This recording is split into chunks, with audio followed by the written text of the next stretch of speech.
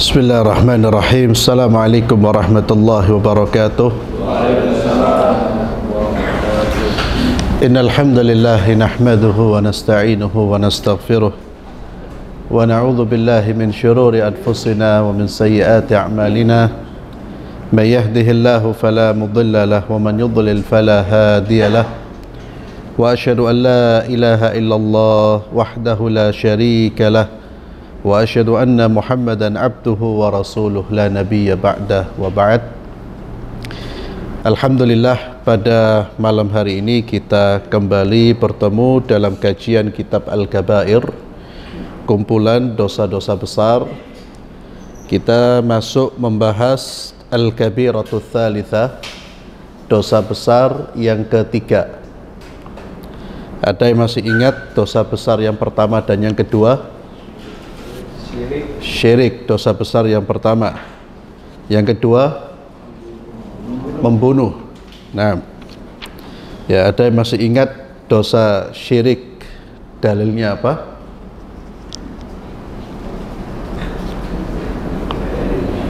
Dalilnya lupa. Ya, pokoknya dosa besar. Ya, An-Nisa ayat 48, Al-Maidah ayat 72, ya. Luqman ayat 13. Biasa yang paling hafal atau yang kita hafal biasanya surat Luqman.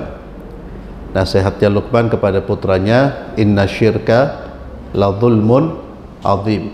Ya, kesyirikan itu merupakan kezaliman yang sangat besar. Yang kedua, dosa besar yang kedua, membunuh. Ya, surat An-Nisa ayat 93 itu diantara dalilnya terkait dengan dosa besar yang kedua. Yang ketiga adalah sihir. Dosa besar yang ketiga, melakukan perbuatan sihir. Bahkan sihir ini oleh sebagian ulama digolongkan bukan hanya sebagai dosa besar, tapi sudah masuk pada kekufuran. Dan itulah kecenderungan dari penulis kitab Al-Kabair ini, Al-Imam Adz-Dzahabi. Beliau cenderung mengkategorikan sihir itu termasuk perbuatan yang bisa menyebabkan orang keluar dari Islam. Sihir, beliau berkata, li'anna sahir la budda wa an yakfur. Penyihir itu pasti dia akan melakukan perbuatan kufur. Tidak akan ada praktek sihir kecuali di dalamnya ada pelecehan terhadap simbol-simbol agama, syiar-syiar agama. Ya, nanti akan saya bacakan sedikit, ya, atau sekarang saya bacakan. Ini salah satu buku yang membahas masalah sihir, kemudian jenis-jenis sihir dan bagaimana cara mengobatinya sesuai dengan Al-Quran dan Sunnah. Ini salah satu buku yang terbaik yang ditulis oleh Syekh Wahid bin Abdussalam Bali. Ini terjemahannya, Pak. Kalau mau lebih banyak mengetahui tentang masalah sihir, ya, dan beliau seorang alim, seorang ulama yang memang pakar dan banyak membuat para tukang sihir taubat kepada Allah. Ya, beliau termasuk peruqyah dan juga alim, bukan hanya peruqyah saja tapi juga orang yang alim. Itu kalau yang mengerti bahasa Arab bisa dibuka kajian-kajiannya itu di YouTube ada Syekh Wahid Ibn Abdussalam Bali. Ya, Bali bukan orang Bali. Beliau orang luar, tapi namanya Syekh Wahid bin Abdussalam Bali. Itu dari pengalaman beliau, interaksi beliau dengan tukang sihir yang sudah bertaubat. Ya, faktanya memang perbuatan sihir itu selalu melakukan tindakan-tindakan kufur. Kata beliau, tukang sihir itu untuk praktek sihirnya itu ada yang menempelkan mushaf di kedua kakinya, kemudian ia memasuki WC. Ada yang menulis ayat-ayat Al-Quran dengan kotoran. Ada juga yang menulis ayat-ayat Al-Quran dengan menggunakan darah haid. Juga ada yang menulis ayat-ayat Al-Quran di kedua telapak kakinya. Coba kita lihat, memang praktek sihir selalu menggunakan cara-cara melecehkan ajaran Islam. Itu pasti. Karena apa? Orang yang melakukan perbuatan sihir, dia pasti berhubungan dengan syaitan. Dan untuk bisa mendapatkan bantuan syaitan tidak mungkin kecuali dengan kufur kepada Allah Subhanahu wa ta'ala. Ada juga yang menulis surat Al-Fatihah terbalik. Ada juga yang menyuruh untuk mengerjakan sholat tanpa wudhu. Ada yang tetap dalam keadaan junub terus-menerus. Serta ada yang menyembelih binatang untuk dipersembahkan kepada syaitan dengan tidak menyebut nama Allah pada saat menyembelih. Ini biasanya perilaku syaitan, ya, yang dipraktekkan oleh para murid-muridnya, yaitu tukang sihir, dukun. Itu menyembelih, dia persembahkan untuk selain Allah. Cirinya apa? Sembelihan yang dipersembahkan untuk Allah dan selain Allah. Untuk membedakan, biasanya itu sembelihan pasti bukan untuk Allah, itu pasti dipersembahkan untuk sesajen atau selain Allah. Cirinya apa, Pak? Ada yang tahu? Sembelihan yang dipersembahkan untuk selain Allah. Ada yang tahu cirinya apa? Punya ciri tuh. Sembelihannya tetap kambing, ya, ayam, tapi kita bisa menilai ini pasti untuk selain Allah. Biasanya apa sembelihan itu? Iya, kita bisa melihat sembelihan itu kalau dipersembahkan selain Allah, setelah dipotong dibiarkan. Itu pasti untuk selain Allah, itu pasti untuk sesajen. Paham, Pak, ya? Ya. Kalau setelah dipotong, dimakan, digulai, itu insya Allah bukan untuk sesajen, ya, untuk perut itu. Jadi orang-orang yang menyembelih selain Allah, ya, pernah terjadi para tukang membangun bangunan itu sampai sekarang masih ada, Pak. Untuk agar selamat, ya, tidak diganggu oleh pemilik bangunan katanya, itu akhirnya menyembelih kurban yang dipersembahkan untuk penjaga bangunan.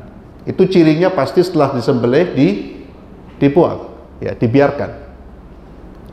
Itu na'udzubillah termasuk perbuatan-perbuatan syaitan. Itu pasti ditujukan, niatnya bukan karena Allah dan untuk selain Allah. Dan ada juga yang berbicara dengan bintang-bintang dan bersujud kepadanya.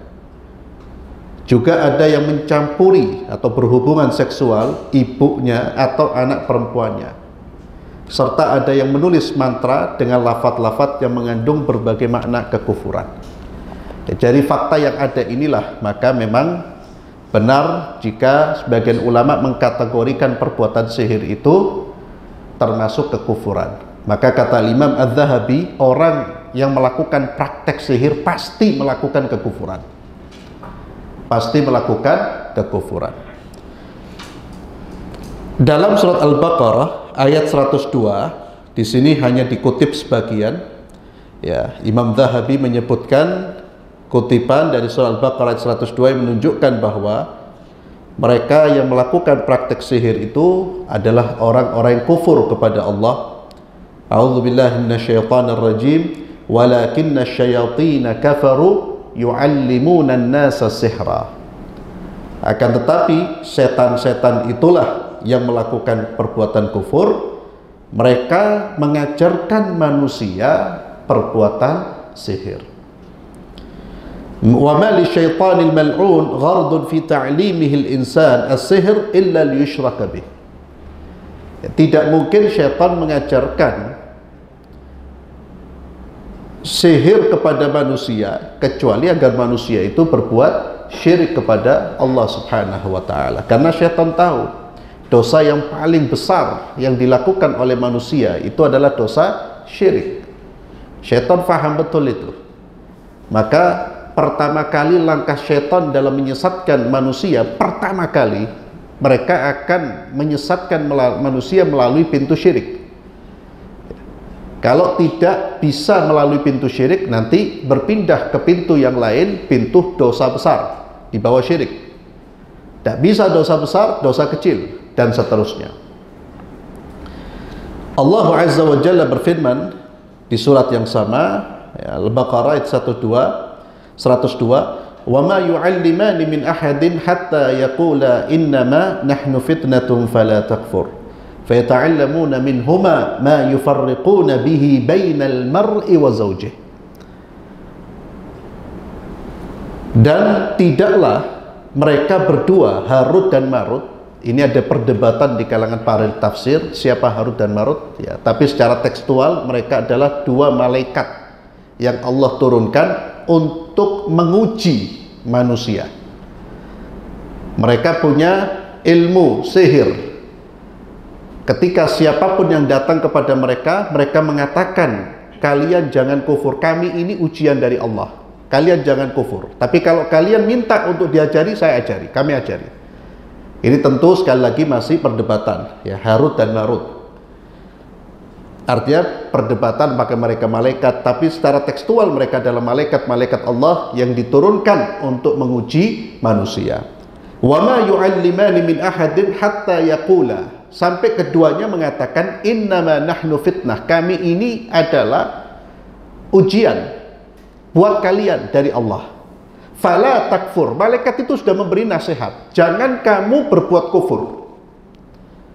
Fayata'allamuna minhuma, maka mereka manusia yang tetap mau belajar sihir, mereka mempelajari dari keduanya, ma yufarriquna bihi bainal mar'i wa zawjih, sihir yang bisa memisahkan suami dari istrinya. Ini salah satu jenis sihir atau dampak dari perbuatan sihir. Ada sihir yang dilakukan untuk memisahkan suami dari istri. Kalau di sini dijelaskan sihir-sihir yang ada, ya, itu selain memisahkan suami dan istri, sebaliknya menguatkan hubungan cinta suami dan istri, bisa dengan sihir. Begitu juga nanti akan kita baca. Jadi ayat ini, Al-Baqarah ini sudah menyebutkan salah satu jenis sihir, yaitu sihir yang memisahkan. Dan itu terjadi sampai hari ini, Pak. Saya pernah mendengar cerita yang sahih cerita ini dari seorang syekh yang dia mengajar di Indonesia. Syekh ini syekh dari Saudi, Pak. Tiba-tiba pulang, istrinya itu melihat dia seperti melihat setan. Jadi melihat suaminya itu seperti melihat sosok yang menakutkan yang dia benci. Karena syekh ini orang ngerti agama, dia tahu perubahan tiba-tiba tidak terjadi kecuali sihir. Sebelumnya nggak ada apa-apa kok, tiba-tiba dan perubahannya aneh. Maka dia pun segera melakukan pencarian. Dicari, dibongkar rumahnya, karena biasa sihir itu menggunakan saran bisa itu ikatan-ikatan dan seterusnya. Dia cari, dia bongkar, ternyata di pot rumahnya ada ikatan. Diambil, dibakar, selesai, hilang. Jadi ada orang hasut, dengki dengan rumah tangga seseorang, bisa terjadi, Pak. Walaupun nanti jangan semuanya kalau ada suami istri bertengkar, oh ini pasti disihir, jangan, ya. Bisa jadi karena kelakuan suaminya atau kelakuan istrinya yang nggak baik. Bisa, tapi bisa jadi Itu akibat perbuatan sihir. Biasanya terjadinya itu tiba-tiba. Orang nggak ada apa-apa, tiba-tiba suami benci dengan istrinya, istri benci dengan suaminya. Ya, bisa jadi. Ya, maka menggunakan solusi nanti di ruqyah itu salah satu solusi, ya, salah satu alternatif. Maka ayat Al-Quran dalam surah Al-Baqarah ini menyebutkan, dan kenapa jenis sihir ini yang disebutkan di dalam Al-Quran? Mereka mempelajari sihir yang memisahkan antara suami dari istrinya. Kenapa? Karena ini perbuatan yang paling dibanggakan oleh syaitan. Setan itu sangat bangga kalau sudah bisa memisahkan suami dari istri, istri dari suaminya.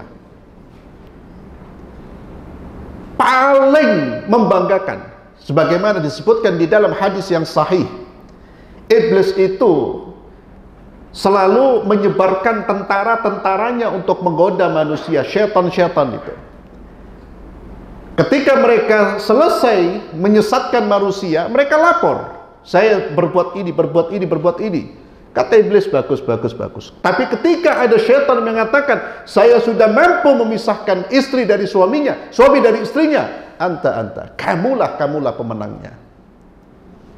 Ini termasuk hal yang harus kita sadari, ibu-ibu dan bapak-bapak. Ya. Syaitan itu selalu mengintai rumah tangga kita. Dan kalau ternyata, kalau kemudian kita gali alasannya atau hikmah kenapa kok rumah tangga, Pak? Ternyata memang kerusakan rumah tangga itu dampaknya tidak hanya pada mereka saja, tapi larinya kemana? Ke masyarakat. Masyarakat nanti larinya ke negeri, Pak. Rumah tangga ini kan basis membangun masyarakat yang baik. Rumah tangga ini basis membangun masyarakat yang kokoh. Sehingga musuh-musuh Islam, baik dari jenis manusia maupun setannya sudah jelas. Jenis manusia yang ingin merusak negara, Pak, yang dirusak rumah tangga, dirusak wanitanya, dirusak prianya. Jadi kembali kepada surah Al-Baqarah ini, Allah menyebutkan ma yufarriquna bihi bainal mar'i wa zawjih. Namun Allah katakan bahwa semuanya tidak akan terjadi kecuali dengan izin Allah Subhanahu wa taala. Wa laqad 'alimu laman ishtarahu ma lahu fil akhirati min khalaq. Kemudian beliau menulis firman Allah Azza wa Jalla, dan sesungguh mereka telah mengetahui bahwa apa yang mereka lakukan itu merupakan sesuatu yang tidak menyebabkan mereka tidak mendapatkan apa-apa di negeri akhirat. Ya. Apa yang mereka beli, apa mereka jual, itu termasuk perbuatan, yakni perbuatan sihir mereka itu menyebabkan mereka tidak akan mendapatkan syurga Allah Subhanahu wa taala. Fatara khuluqan katsiran min ad-dhullal yadkhuluna fi as-sihr wa yadhunnunahu haraman faqat. Kata Imam Az-Zahabi, engkau melihat banyak orang yang tersesat yang melakukan praktek sihir dengan anggapan bahwa perbuatan itu haram saja. Wa ma yash'uruna annahu al-kufur. Mereka tidak menyadari bahwa perbuatan itu perbuatan kufur. Fa yadkhuluna fi ta'allum as-simya.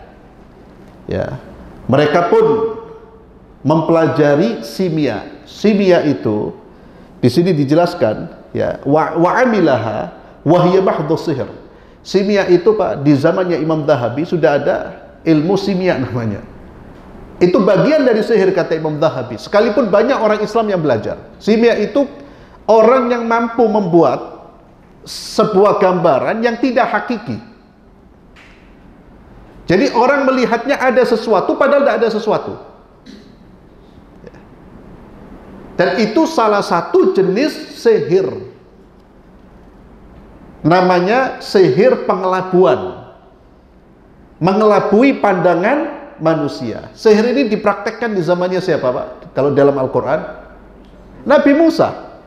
Ketika Nabi Musa berhadapan-hadapan dengan tukang sihirnya Fir'aun, ya, tukang sihir paling pakar sihir, dihadapkan untuk melawan Nabi Nabi Musa. Apa yang mereka lakukan? Mereka melakukan sihir namanya pengelabuhan, mengelabuhi mata. Jadi tali-tali itu dilempar, hakikatnya dia tali, bukan ular, tapi terlihat ular-ular yang besar. Itu namanya sihir pengelabuhan. Dan ini ikhwani fillah, kejadian juga oleh teman kita yang dia punya toko, Pak. Itu orang yang lewat itu melihatnya tokonya tutup, padahal buka. Itu kena sihir, Pak. Dan itu kejadian nyata. Toko buka, tapi orang yang lewat melihatnya tutup.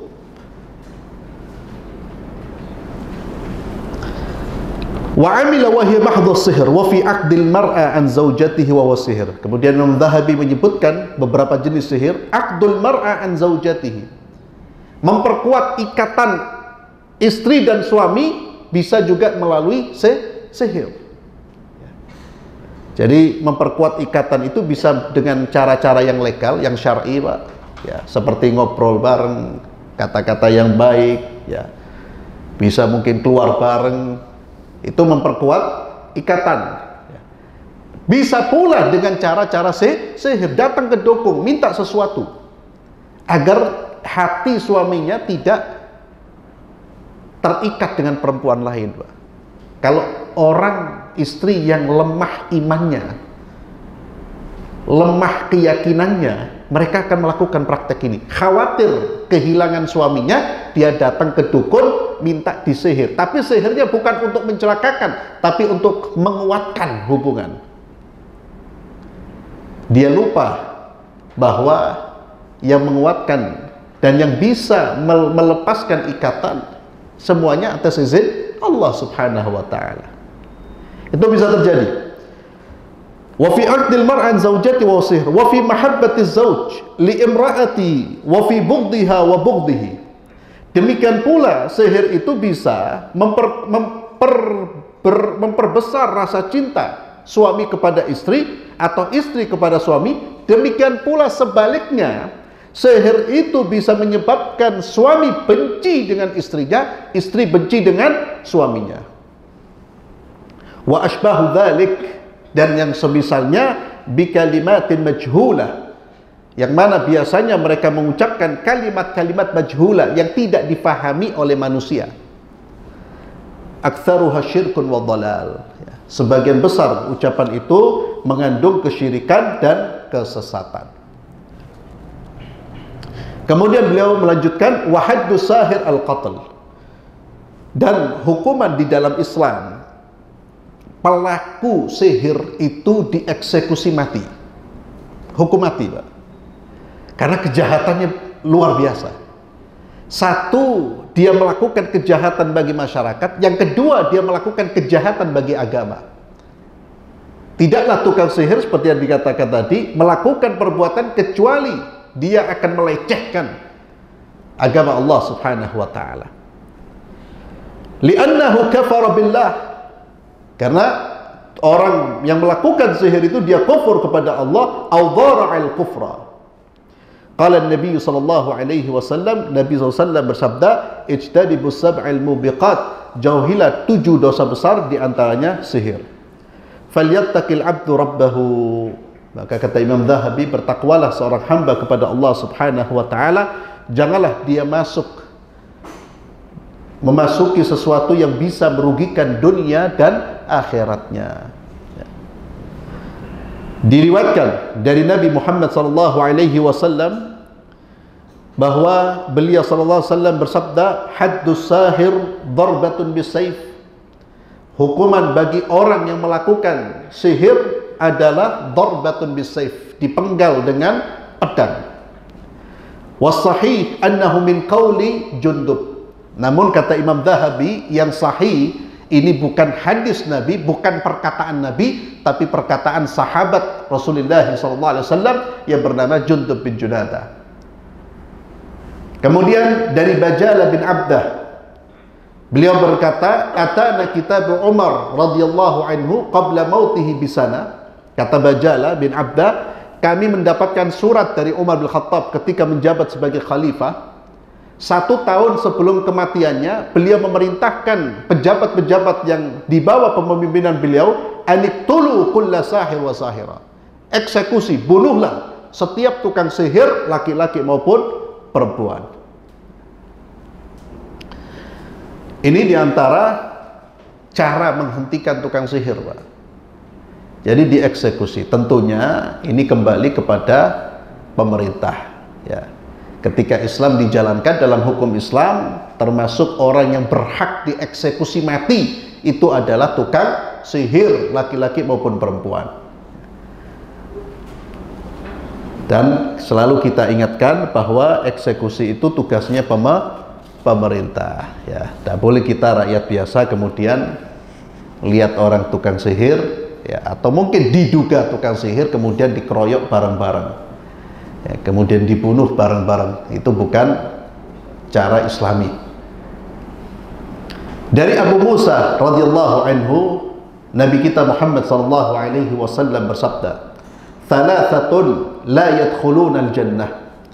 Ada 3 golongan, kata Nabi, yang mana mereka tidak masuk surga, yakni mereka pasti mampir ke neraka jika Allah tidak memberikan ampunan. Yang pertama, mudminu khamrin, pemabuk. Mudminu khamrin, mudmin itu orang yang kecanduan, mudmin, ya, pemabuk bahasa kita, suka mabuk, doyan mabuk, ya, mabuk khamr tentunya, bukan mabuk asmara, Pak, mabuk khamr, mabuk minuman keras, mudminu khamr. Yang kedua, waqati'ur rahim, pemutus tali silaturahim. Ini dosa besar yang nanti ada pembahasan khusus. Pemutus tali silaturahim itu juga dijauhkan dari surga, sekalipun dia ahli sholat, sekalipun dia ahli sholat, ahli zakat, ahli ibadah. Namun ketika dia melakukan tindakan memutuskan tali silaturahim, maka dia terancam dengan api neraka. Nanti kita bahas dalam babnya. Yang ketiga, wa musaddiqu bis-sihri, wa musaddiq bis-sihri. Di dalam riwayat yang lain, wa mu'minun bis-sihri. Apa artinya? Orang yang meyakini bahwa sihir itu sendiri yang memberikan pengaruh, bukan dengan takdir dan kehendak Allah. Ya, ini mereka meyakini bahwa yang memberikan pengaruh itu ya sihirnya, bukan Allah. Biasanya orang kalau punya keyakinan seperti ini, Pak, kalau dia ingin menyelesaikan sihir atau melawan sihir, biasanya dia datangnya ke tukang sihir. Dia meyakini bahwa sihir itu yang memberikan pengaruh, bukan dengan takdir dan kehendak Allah. Kalau orang yakin semuanya atas izin Allah, yang bisa menyelesaikan Allah, maka dia tidak akan melawan sihir dengan sihir. Tapi dia akan kembali kepada Allah subhanahu wa ta'ala, menjalankan proteksi, menjalankan pencegahan, perlindungan dengan cara-cara yang telah diajarkan oleh baginda Muhammad sallallahu alaihi wasallam, atau menghilangkan sihir dengan cara-cara yang dilegalkan di dalam Islam. Karena semuanya atas izin Allah subhanahu wa ta'ala. Kemudian dari Abdullah bin Mas'ud radhiyallahu anhu secara marfu', beliau berkata, ar-ruqa wat-tama'im wat-tiwala syirkun. Rawahu Ahmad wa Abu Dawud. Nabi sallallahu alaihi wasallam bersabda, sesungguhnya ruqyah, ruqyah itu bacaan-bacaan, wat-tama'im, jimat-jimat, wat-tiwala, tiwala itu semuanya syirik. Hadis riwayat Imam Abu Dawud dan Imam Ahmad. Tiwala, apa itu tiwala? Nau'un minas sihr. Tiwala itu bagian dari sihir, salah satu jenis sihir, wa huwa tahbibul mar'a ila zauj. Sihir yang menyebabkan perempuan cinta kepada suaminya dan atau sebaliknya. Wa tamima kharaza taruddul ain. Tamimah itu ya biji-bijian atau apa yang dulu di masa jahiliyah dikalungkan untuk membentengi diri dari sihir mata, ain. Ya, namanya al-ain. Kemudian kata Imam Az-Zahabi rahimahullah ta'ala, beliau mengatakan bahwa sihir ini, ya, beliau mengatakan wa'lam anna katsiran min hadhil kaba'ir, ketahuilah bahwasanya banyak dari dosa-dosa besar ini, bal amatuha illa al-aqal yajhal khalqu katsirun minal ummah tahrimuha. Beliau mengatakan banyak sekali dosa-dosa besar yang tidak diketahui oleh umat ini keharamannya, yang tidak diketahui keharamannya kecuali hanya sedikit saja. Ya, ini beliau berbicara di masa beliau. Imam Dhahabi ini meninggal tahun 748 Hijriah, Pak. Ya, pada saat itu beliau sudah mengatakan banyak umat yang tidak memahami dosa-dosa besar. Ya. Apalagi sekarang, Pak. Ya, sekarang berapa Hijriah? 1444. Ya. Ini Imam Dhahabi itu meninggal tahun 800 sekian Hijriah. Wa ma balagha zajr fihi wal wa'id fa hadha ad-darb fihim tafsil. Ya. Fayanbaghi, maka beliau ini menegaskan, Pak. Beliau ingin menegaskan gini, ya. Fayanbaghi lil alim alla yasta'jil 'ala al-jahil bal yarfuq bihi wa yu'allimuhu mimma 'allamahu Allah. Ini penting juga buat kita, Pak. Beliau melihat bahwa perbuatan-perbuatan dosa besar itu banyak dilakukan oleh masyarakat dan banyak orang tidak ngerti. Maka kata beliau, orang yang mengerti jangan tergesa-gesa melemparkan vonis kepada mereka, tapi bersikap lembut dan berilah pengajaran, berilah edukasi. Beliau mengingatkan kepada orang yang tahu, jangan tergesa-gesa, karena banyak orang nggak ngerti. Maka tugas orang alim adalah yu'allim, memberitahu, mengajari, mengingatkan. Wala siyama idza kana qaribul ahdi bi jahiliyatihi. Apalagi kalau orang itu baru masuk Islam. Ya. Baru masuk Islam, masanya baru dekat dengan masa jahiliyahnya.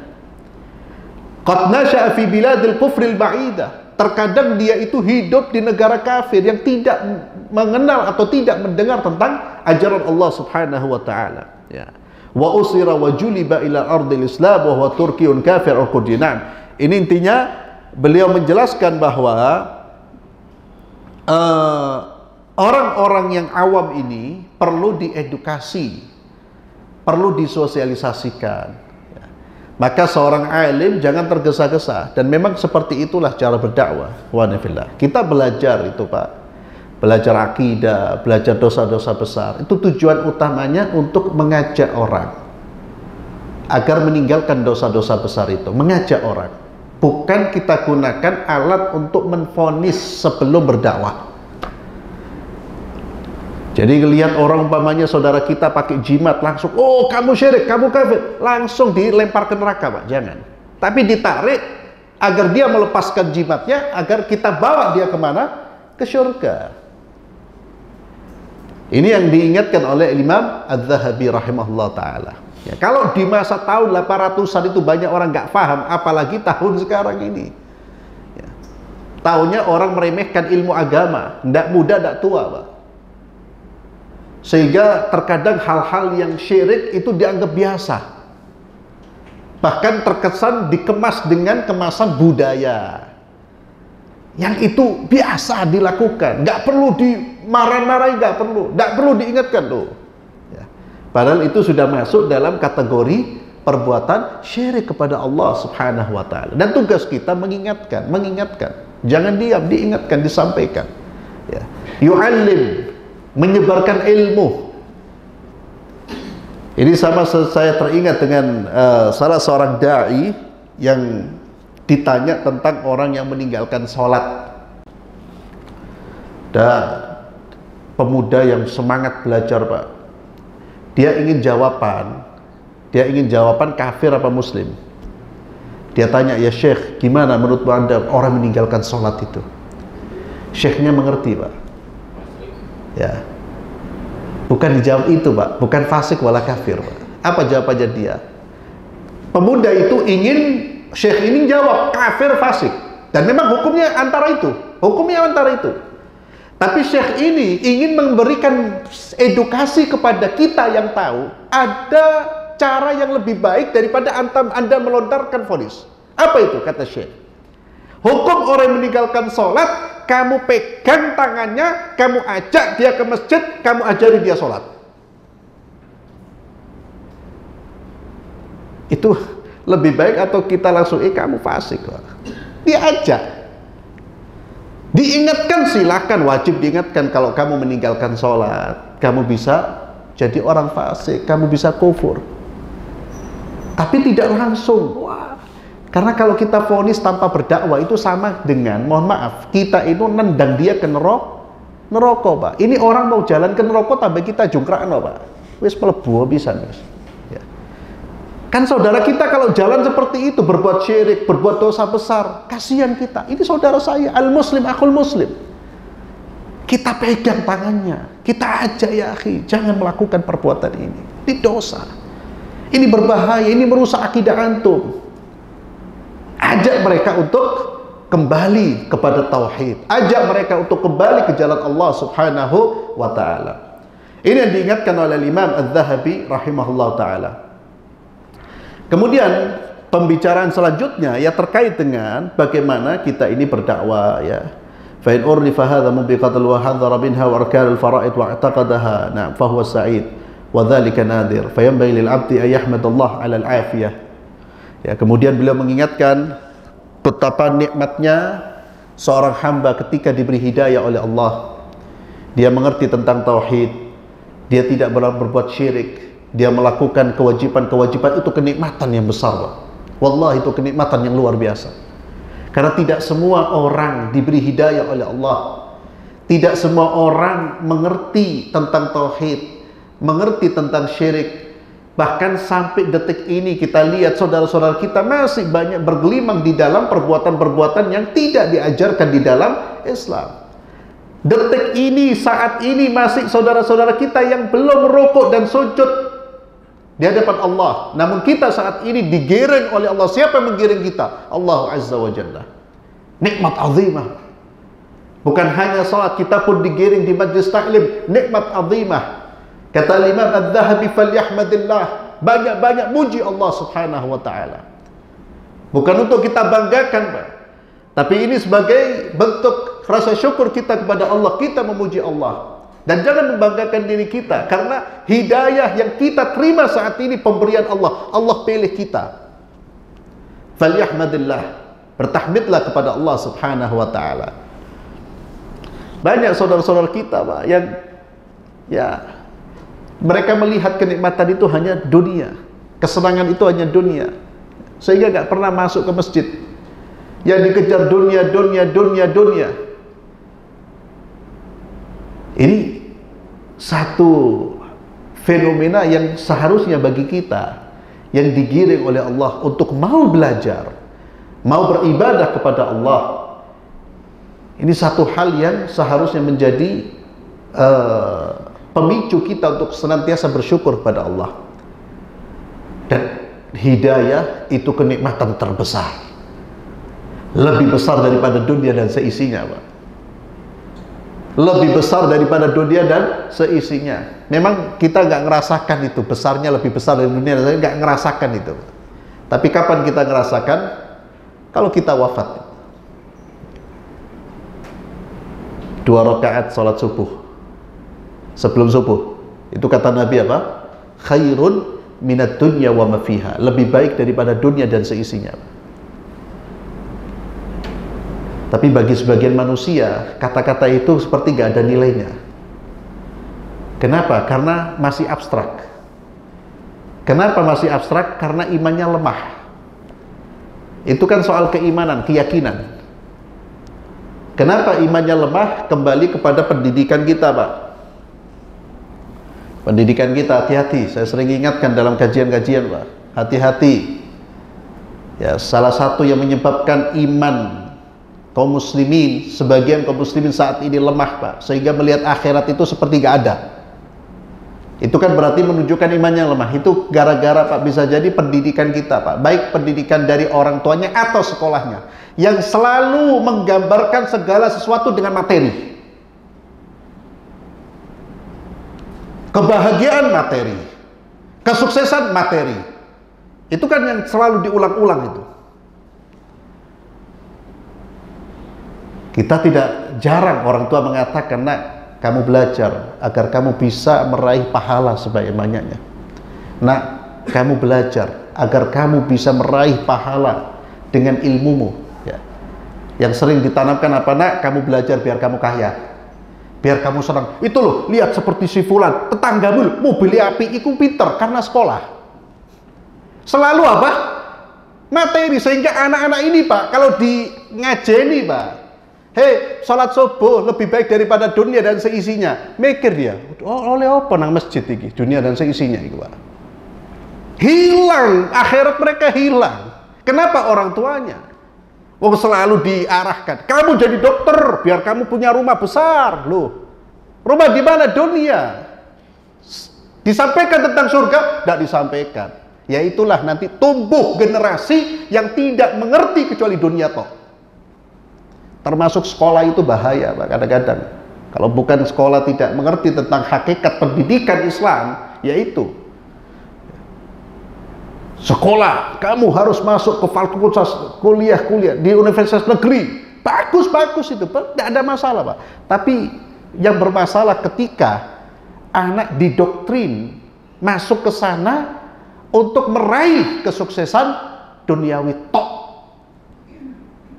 Akhirnya orientasinya dunia. Sehingga kalau diajak, ya, siapa yang datang Jumatan dapat apa, Pak? Seperti menyembelih unta pertama kali. Ngerespon nggak orang-orang Islam, Pak? Direspon apa enggak, Pak? Yang ngerespon lebih banyak apa enggak ngerespon lebih banyak? Yang ngerespon lebih sedikit.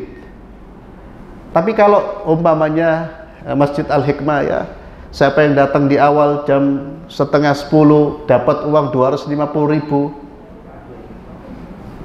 ya, didatangi apa enggak, Pak? Datang, Pak, rebutan, Pak. 250. Iki pahala seperti kurban unta, tidak ada respon. Ya, ini kembali kepada ini, Afwan agak ngelantur ke sana, ya. Jadi memang terkadang pendidikan kita itu yang terkadang itu menyebabkan generasi sekarang ini yang tidak menganggap apa-apa surga itu, ya, seperti tidak ada. Kenapa? Karena sudah terlalu didoktrin dengan apa? Kehidupan itu materi, kebahagiaan itu materi, semuanya materi, dunia. Ya, yang setiap Jumat kita disinggung terus itu oleh imam, bal tu'thirunal hayatad dunya wal akhiratu khairu wa abqa. Itu sampai hari ini loh, Pak, ada orang tua itu yang nggak mau masukkan anak ke pesantren bukan karena apa-apa, tapi karena khawatir nanti anakku mangan opo, kerja opo. Bayangkan itu. Isya. Allahu Akbar, Allahu Akbar. Setelah ya azan kita lanjutkan sebentar, ya.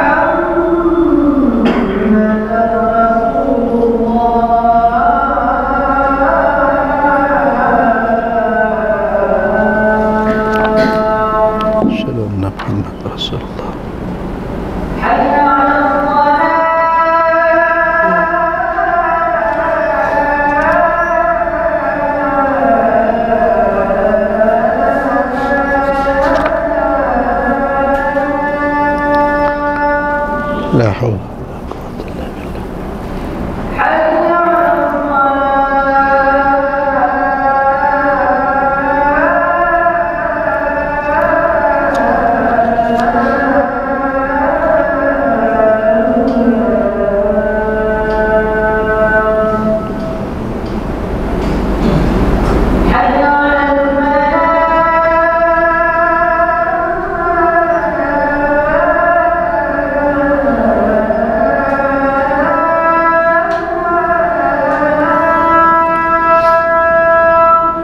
La haula wala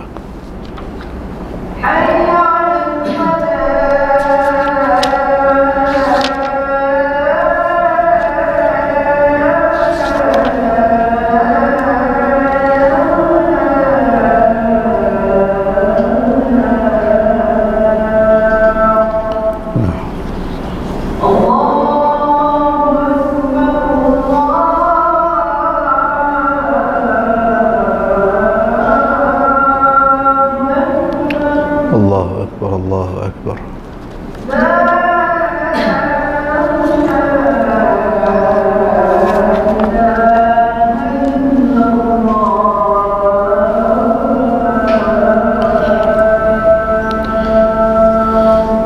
La ilaha illallah.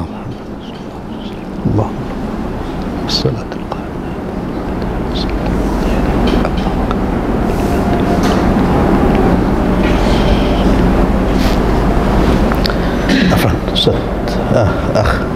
Suaranya keluar ke situ. Enggak ya? Oh, alhamdulillah. Iya.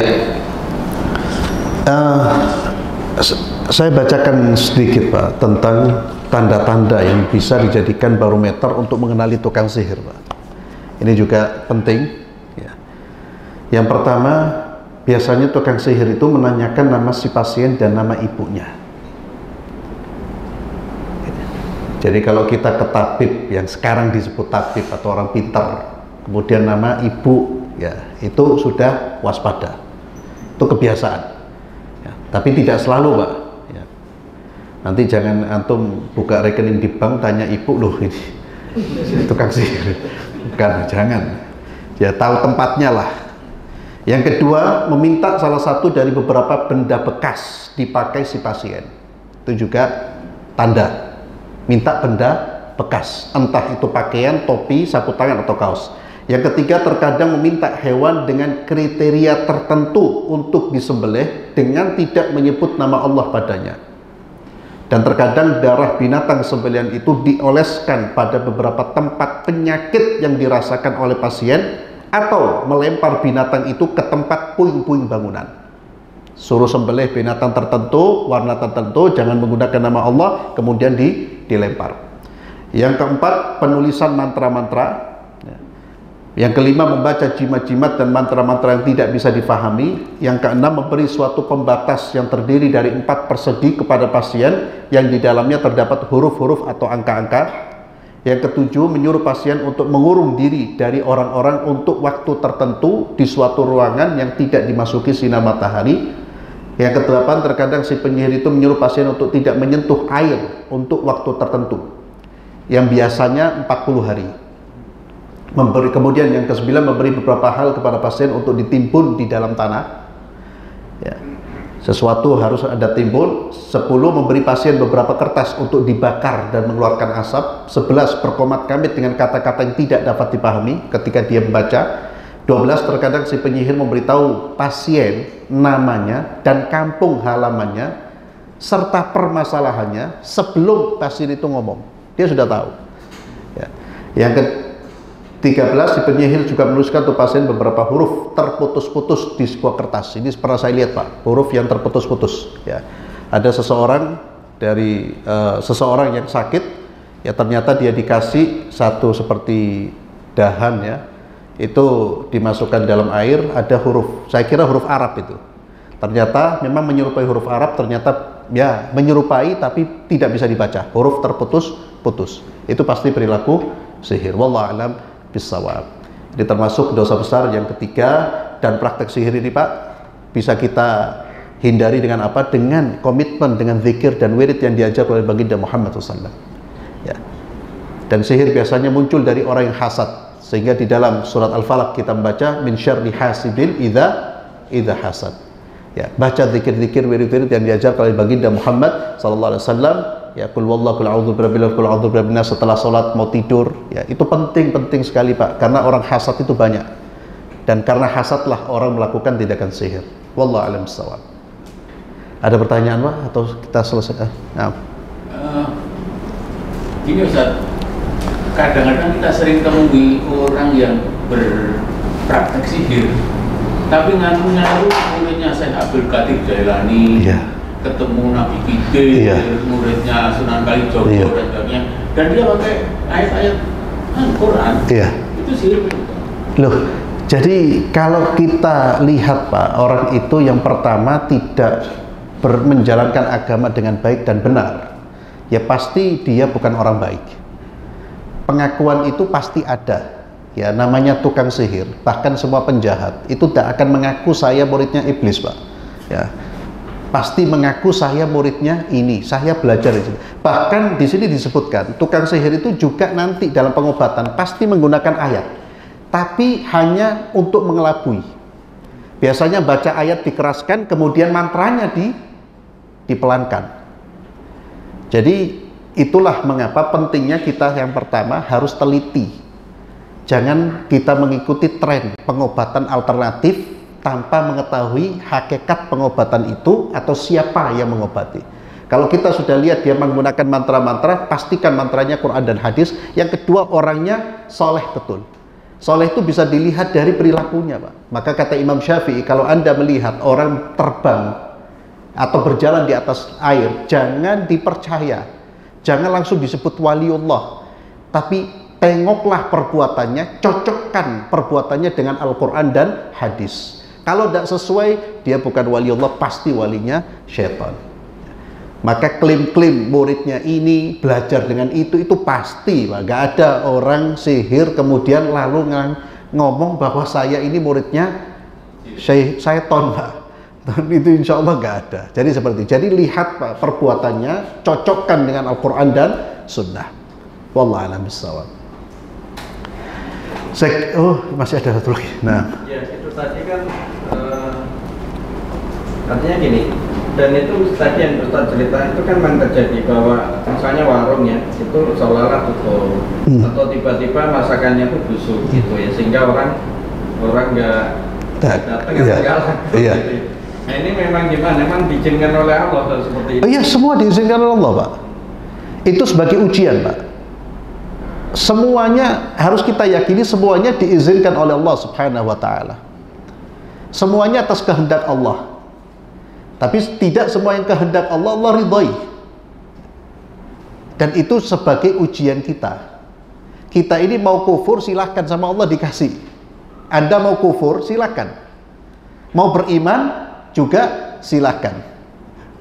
Semuanya diizinkan oleh Allah Subhanahu wa ta'ala. Maka, tapi semuanya nanti akan bertanggung jawab di hadapan Allah. Qad aflaha man zakkaha wa qad khaba man dassaha. Wallahu a'lam bissawab. Kita tutup dengan doa kafaratul majlis. Subhanakallahumma wa bihamdik asyhadu an la ilaha illa anta astaghfiruka wa atubu ilaik. Assalamualaikum warahmatullahi wabarakatuh. Waalaikumsalam.